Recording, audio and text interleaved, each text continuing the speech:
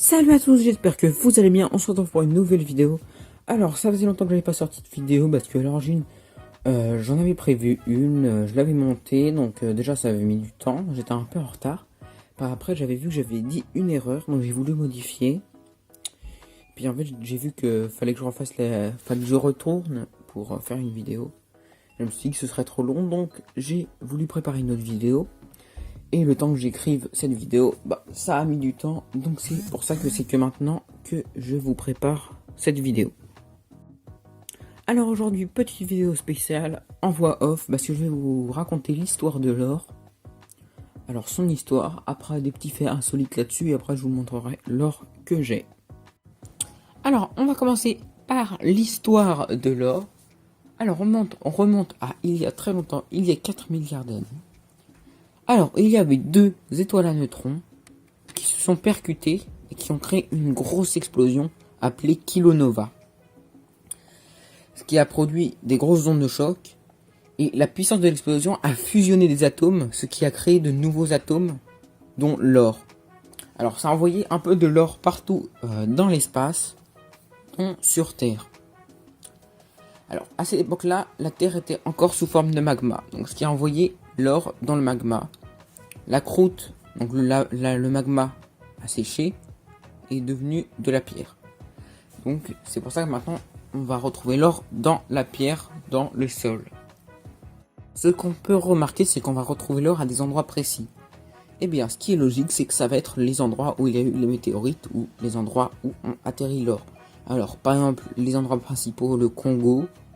Après, en Amérique, un peu, on peut en trouver aux États-Unis, au Canada. Et après un peu en Amérique du Sud. Et après on peut en trouver un peu partout. Mais vraiment vaguement. Bon, ça sert à rien d'aller creuser dans votre jardin. Vous n'en trouverez pas. Enfin, je ne pense pas. Alors, on va commencer avec les infos insolites. Alors, on va commencer par la plus grosse pépite d'or qui a été découverte en Australie en 1869. Alors, elle pèse 72 kilos.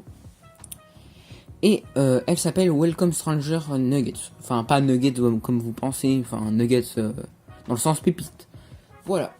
Et aujourd'hui, on peut la retrouver à Las Vegas au casino Golden Nuggets Casino. Donc, bien sûr, cette photo est fake. Deuxième info. Selon les scientifiques, on aurait exploité 2 tiers de l'or sur Terre. Donc, c'est-à-dire 66%. Si on rassemblait tout l'or du monde, ça ferait un cube de 20 mètres sur 20 mètres sur 20 mètres. Troisième info, l'or est le métal le plus malléable. 1 gramme d'or peut être étiré jusqu'à 165 mètres avec une épaisseur d'un cheveu. Alors, pour vous donner une idée, ça fait environ 3 fois la tour de Pise.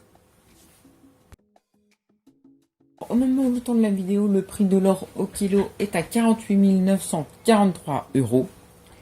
Alors ça monte, ça descend, c'est pas très précis, mais bon. Alors, le moment où il était le plus cher, c'était récemment, c'était le 8 août, où il était à environ 55 000 € au kilo. Alors, en 2007, pour vous donner une idée, le prix de l'or était à 15 000 €. Pour vous rendre compte, le prix de l'or a augmenté de 3 fois depuis 14 ans.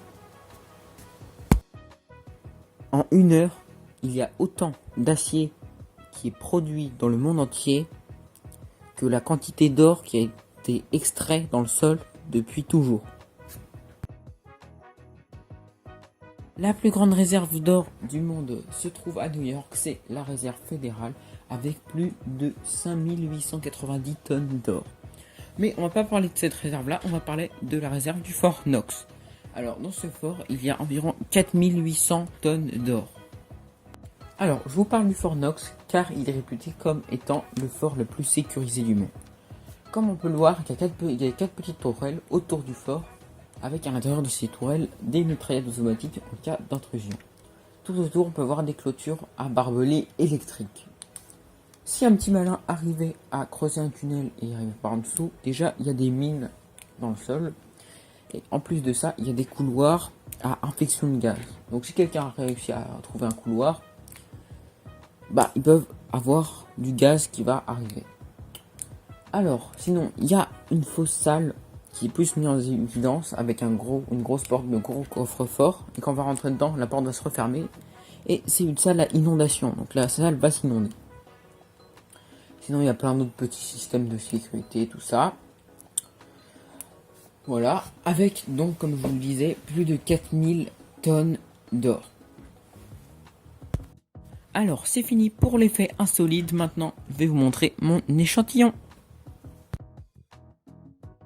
Voici mon échantillon qui provient de la collection National Geographic. Alors, comme je vous l'ai dit, je vais faire une série sur cette collection, mais pas pour l'instant, pas encore tout de suite. Cet échantillon a 21 carats sur 24, il est pur à 91% et provient d'Espagne. Bon, je vais pas vous en dire plus, je vous en parlerai mieux quand je ferai une vidéo sur la collection National Geographic. J'espère que cette vidéo vous aura plu, à très bientôt.